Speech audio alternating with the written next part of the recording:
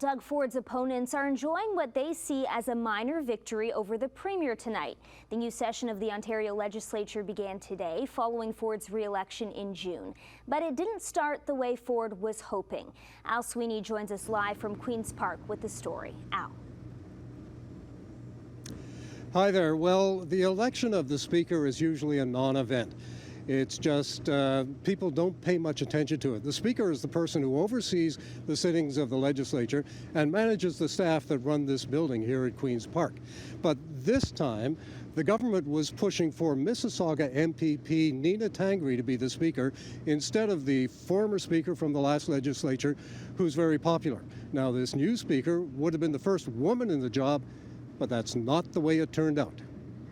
On the first day of the legislature session, MPPs held a secret ballot. No one could know who they were voting for, and Conservative MPPs joined the opposition in re-electing Ted Arnott as the new Speaker.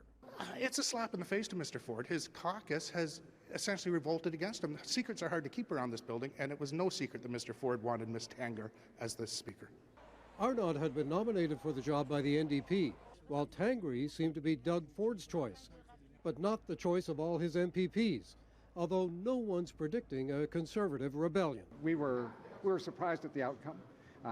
It's only been, a little over a month since, 2 months since the election. It's the government that has a big majority, and yet the Premier doesn't seem to have the support of his caucus on a very substantial question. Obviously, people made their decisions personally, and the outcome was that Mr. Arnott, Ted won, and that's the thing that surprised me. The Speaker candidates were downplaying any conflict. Members choose the Speaker. Any one member can vote however they want.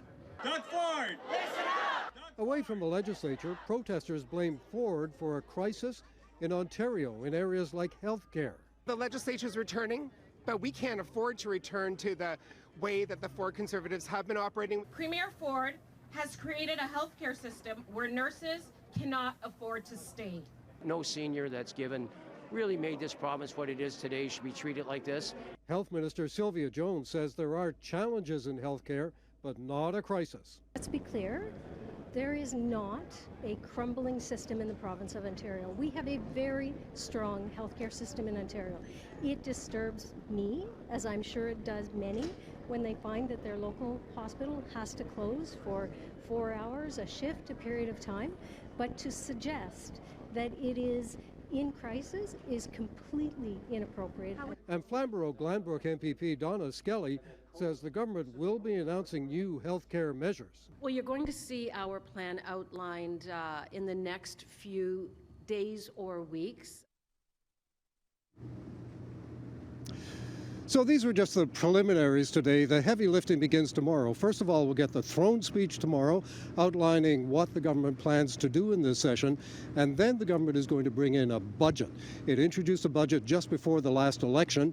We'll have to see if there are any changes from that budget.